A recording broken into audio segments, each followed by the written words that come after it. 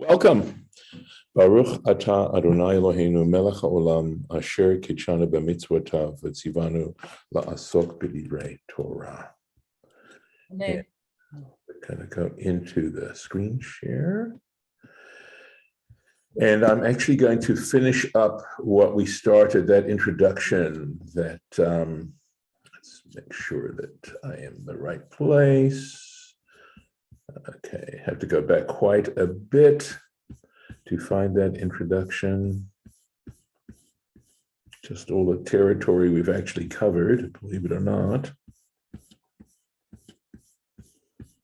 And of course, my feeling is that there's some deep stuff going on here that's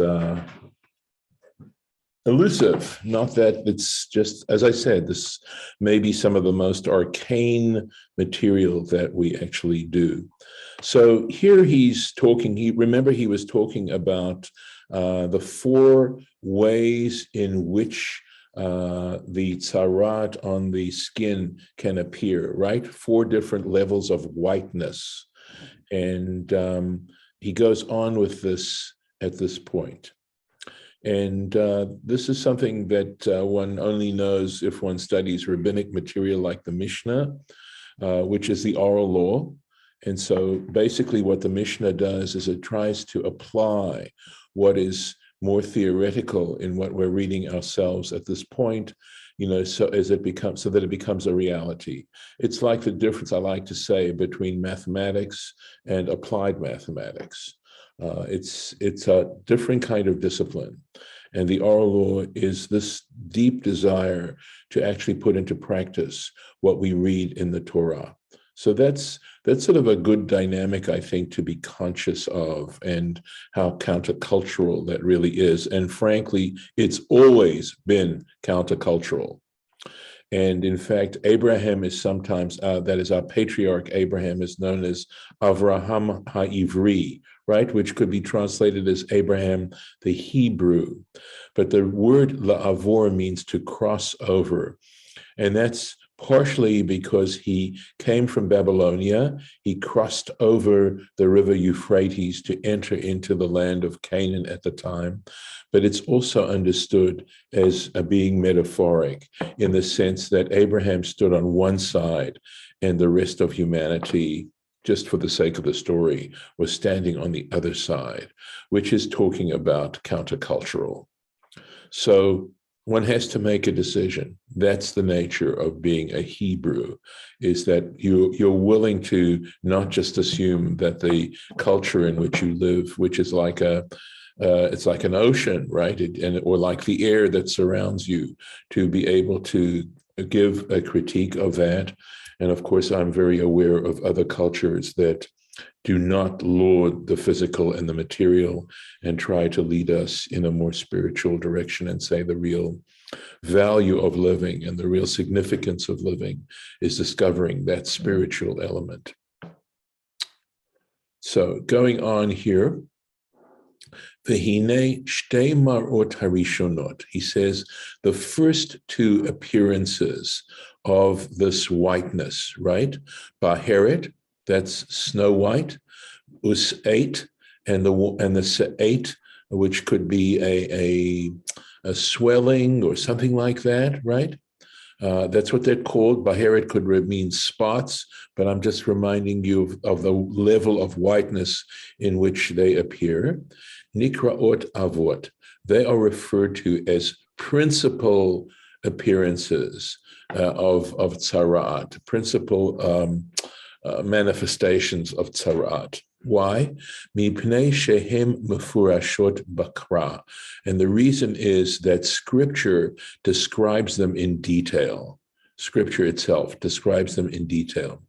V'gam yesh lomar, and one could also say, mipnei shehen ikar tchonet halovin, and one could also say they are the essential characteristics of the whiteness that's described there in how it appears on the skin.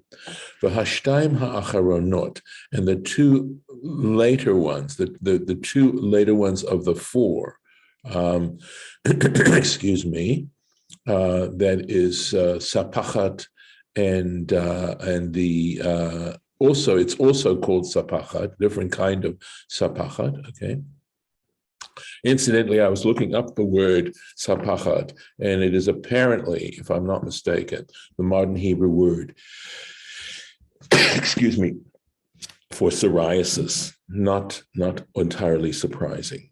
At any rate, they are sapachat. So there's the sapachat that is kesid hahechal, that looks like the whiteness of the sanctuary in the temple, the main building there.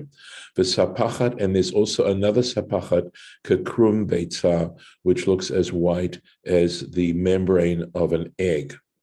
Okay, so interesting. So I was looking again at the root of the word sapachat, and we have, in fact, in talking about the Shemitah year, I believe we talk about sviach, right? Shoots of a plant, the offshoots that a plant can take. So that's another reason why it could be referred to as a sapachat, right? Because it's an offshoot of the principal manifestations of Tazra'at. Nikraim toldot, they're called, literally it means generations, right? But secondary, derivative. I think derivative would be perfect, right? They're called derivative. Mipnei shebaot midrasha. And the reason is because they come from exploring and expounding on the text itself. Ulevin notan, and their whiteness.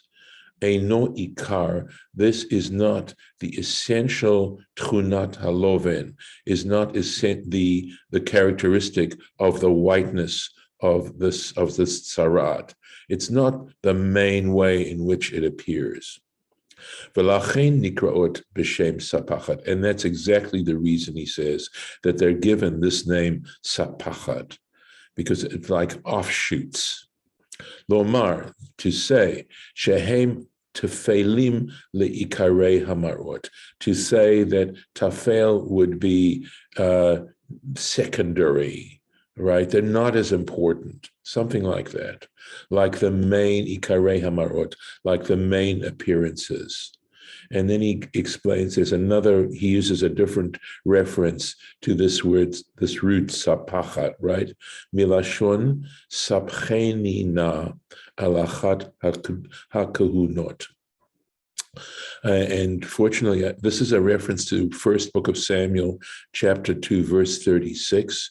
And basically, place me, please, Naz, please, into one of the priest's offices. And this was someone who could no longer serve as a priest at the altar. So the idea of sabcheni means, put me into a secondary position. At least let me remain a priest to some extent. So there's actually used as a verb. Ula asher kilovin habaheret, and because the whiteness of a baheret, yoter levena, is whiter, right, is purer white, milovin haseit, from the whiteness of a seit, velovin sid ha'echa, and the whiteness of the plaster of the sanctuary, yoter levena, is still whiter, miloven krum beitza, it still looks whiter than the membrane of an egg. Lachen heve loven sid ha'echa, for that reason, the whiteness of the sid ha'echa, the comparison they're making to the plaster of the sanctuary, toldatot shel baheret. That's the reason why that particular sapachat is likened to, it's a derivative of the baheret. The baheret, remember, is one of the principal categories. The loven krom beitza toldatot shel seit, and the whiteness described by the membrane of an egg is derivative of the seit. So, in terms of the principal categories, the baheret is the whitest of the biblical forms of Tazra'at, and a sate is not quite as white, and so each one has their derivative categories that are similar to them. V'zehu sheshaninu reish masechet negaim, and this is what we learned at the beginning of the tractate called Negaim. Negaim, I've been translating a nega as a wound, but it's referring specifically here to the wound of leprosy. And there's an entire tractate. So if you're enjoying what we're doing now, if it isn't yucky enough for you, you can get your total fill on this particular subject in this particular tractate, Negaim. Mar'ut Negaim, this is the quotation from the Mishnah there in Negaim. Mar'ut Negaim Shtaim Shehein Arba. It says, the way they put it is that the appearances of Negaim are two which are four. Baheret vetoldota, specifically the Baheret and its derivative, which is the one that looks like the plaster of the sanctuary. Sate, the sate is the second principal category, vetoldota and its derivative, which would be krom beitza, the membrane of an egg. And we've actually gotten through this particular section of Torah Temimah, introducing some basic ideas in terms of diagnosing Tazra'at, what Tazra'at is about. So at this point, I'm going to go on now with where we are. So. I do want to say one thing. Sure. The membrane of an egg also is translucent. Yes, so it doesn't look quite as white. But also there's a quality of translucency, not just the whiteness. Yeah. Yeah. No, it almost is gray. It's almost a gray color, actually. So, all right. Interesting. Yes. Yeah. I mean, it's a subject. It's a subject. So going on now, we were talking about chronic form of leprosy. We're back into discussing the leprosy that occurs on the skin of a person. Okay. V'im faroach tifrach ha. So if in fact this Tazra'at spreads, farach tifrach, it develops. And let's see here, or in the skin. And this is something that Harlan had mentioned some time ago. This is it just shows you that to some extent, the way in which this is dealt with is very arbitrary. We've already recognized how arbitrary it is because the priest is the one who has to diagnose this. And it can't be diagnosed by a person who does not have the status of a priest. So I would say that fact alone, which sounds very arbitrary, I think connects it somehow to a spiritual category. It's saying essentially that the process of dealing with Tazra'at and what has caused it and why this is now manifesting itself on a person has to do with spiritual issues that are dealt with essentially by a priest. And remember, part of what the priest does is to act as a medium by which the person, in some cases when it's the individual, in some cases it's the Jewish people, but they act as a conduit to take that expression on the part of the individual or on the part of the community upwards, heavenwards, and to sort of change it into using physical means to develop spiritual communication, that we can look at what's going on. If we try to sort of dig around and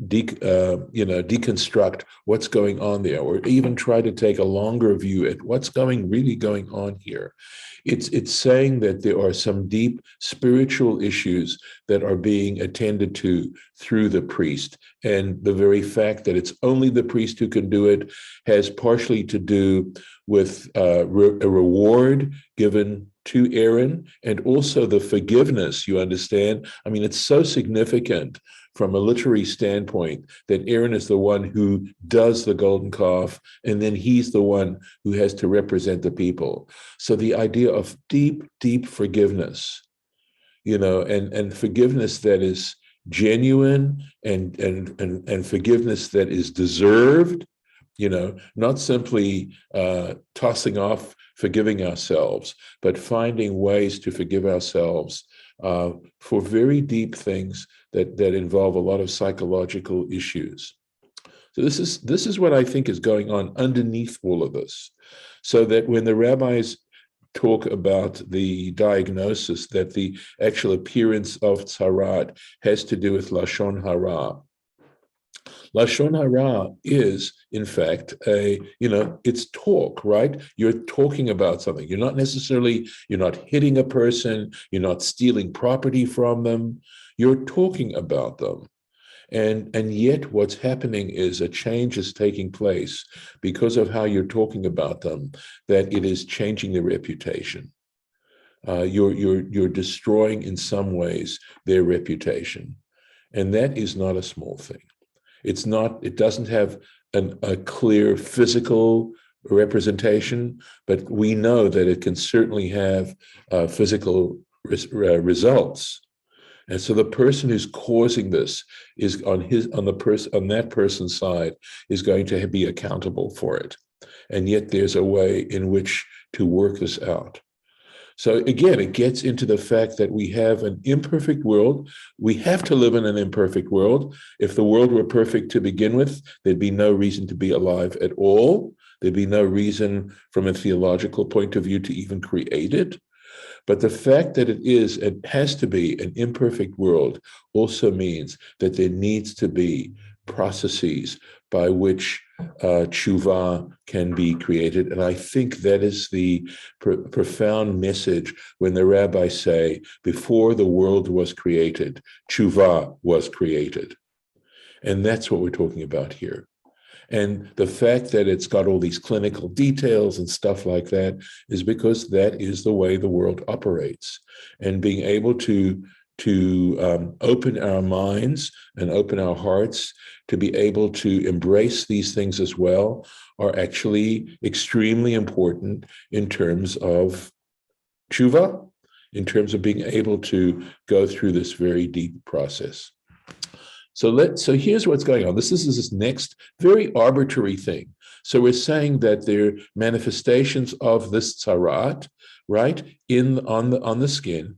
The chista haTzara'at it kol or hanega, and the Tazra'at, this Tazra'at covers all the skin of the person who has been affected by this. Meirosho, from his head, v'ad raglav, until his feet. L'chol mar'eh einei hakohen, according to everything that the eyes of the kohen can see. So as I said, Harlan mentioned this earlier on, and we're going to finish this up a little bit more. So Rashi, meirosho, from his head, shel adam ve'ad raglav. In other words, from the rosh doesn't always mean your head. It can mean also the beginning of something like Rosh Hashanah, but it means from the head of a person up to his feet. L'chol mar'eh einei hakohen. So, in other words, according to all that the eyes of the priest can see. And the fact that it says the eyes of the priest, prat lakohen, this would exclude a kohen, shechashach me'oro, whose vision, literally it means whose light darkened. In other words, who isn't well-sighted, who can't see, doesn't have 20/20 vision. Okay, let's go on. V'ra'ah hakohen, and the kohen sees, v'hinei, and indeed, kista haTzara'at et kol b'saro. The Tazra'at is covering his entire body. V'tihar ha'et hanega. He shall declare this wound, right, or the one who's wounded, to be clean. He is no longer in a state of Tazra'at. Kulo hafach lavan, all of him has turned white, all the appearance on the skin has turned white. Tahor hu, indeed, he is considered tahor. Okay. So very interesting, right? You'd think it was really, a worse situation, and yet it turns out it's no longer considered Tazra'at. So, as I said, Tazra'at is this sort of arbitrary way of designating a certain particular series of symptoms. Basically, we know 3 types of symptoms, at least according to the Torah Temimah. Okay. Going on. Uveyom hiraot bo, and on the day when it appears in him, basar chai. So chai means fresh or alive. Basar, flesh. Yitma, he becomes tameh again.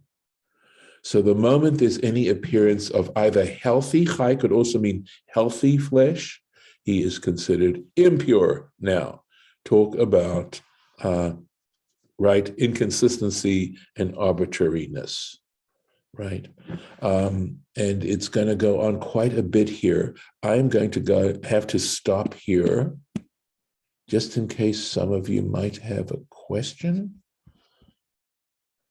But I hope this discussion has been helpful in terms of how we approach this whole thing. Actually, we're here, but we're also here in the Rashi. We have this particular Rashi here to deal with.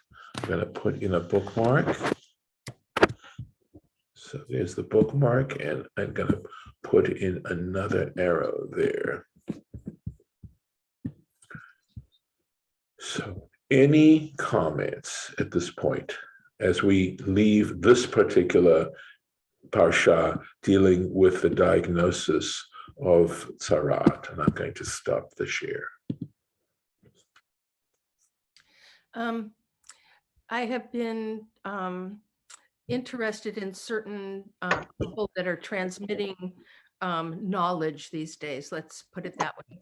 And one person in particular is talking about how everything is energy, and the way of the future medicine healing is through vibration and through. So some of this is coming through to me as that the source of all. It's all, and if the priest can have the ability to be the conduit of change through the source of all, that's what's coming through to me. Yes. Actually, yeah. That's interesting.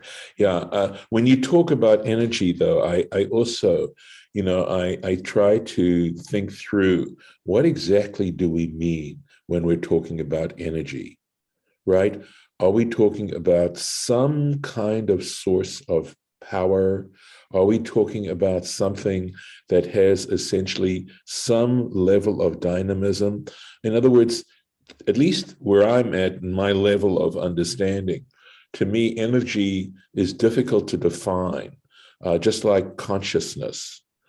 Just to explain energy, to explain consciousness. And I suspect consciousness is a particular manifestation of energy. So when we talk about this word energy, are we talking about something like, and maybe this is a misapplication, but something like the very life force, right? Something that in a sense animates, reality. This is what these teachers that I'm finding are talking about, not just energy, because that's just one of the words and one of the ways that they're trying to describe this. And it is, you're right, it's the source of all. It's something that is almost, you're not able to really comprehend it. Right. it's I am, right? Yeah, or may the force be with you. Oh, I think that's actually, that was an interesting expression, and in some ways it's a lovely expression. It really is. So, I particularly like it because my birthday's May the 4th, and it has become Star Wars. Funny. It has become Star Wars Day for that reason. And I people love say, it. "Oh, I love glad it. to be with you." Yeah, I got T-shirts for me and for my cousin-in-law, whose birthday that is. Mine has a musical staff on it Yes, with right. two whole Fourth. notes, a fourth apart. Of course, of course, of course. Yeah. And of course, Judith, especially applying to you, it's referred to as a perfect fourth. Ooh, I think that it was also called the devil's interval Oh, really? at one point. How ironic. Yeah, I thought so. One of the questions I had was when or how long ago was I don't know, Tazra'at and Lashon Hara conflated. It is actually suggested in the Torah itself, because we see actually in some narratives the appearance of leprosy. So you may recollect that when Moses appears at the burning bush, one of the things happens is he's told to put his hand into his bosom, and when he removes his hand, it is leprous. Okay, it's got tzara'at. And right before that, he has in some ways suggested that the Israelites aren't going to listen to him. In other words, he has, in a sense, maligned the Israelites. So there's that connection. And then you have the story of Miriam, right, who she and Aaron have complained to God as to Moses. I won't necessarily explain the rabbinic interpretation of that, but there's a rabbinic interpretation that basically is that they're complaining to God as to why Moses hasn't performed his conjugal rights with Tzipporah, okay? And again, it's going to take me way too long to explain that nature, that whole thing. It's in Numbers. And the point is that at the end of that complaint, right, it's a beautiful passage, actually, which talks about the nature of Moses' prophecy. But at the end of that, Miriam has signs of leprosy. And that's where Moses says, El na refa na la, oh God, please heal her. But again, it's associated with the fact that Miriam and Aaron have gone and badmouthed Moses to God, or maybe they're saying it around the place. And so the reason why Aaron is not stricken with leprosy is only because he's a priest. But the idea is that it's not just Miriam who's doing this. Aaron, there are places we've already had moments where someone deserved a certain kind of punishment and was not punished. But the interpreters have been very quick to indicate that that person was only spared for some other reason. So there are two examples in the Torah itself that link leprosy with Lashon Hara. And I want to say how thrilled I am to see Karen, who is back with us. And I'm going to stop the recording here and wish you all a Shabbat Shalom.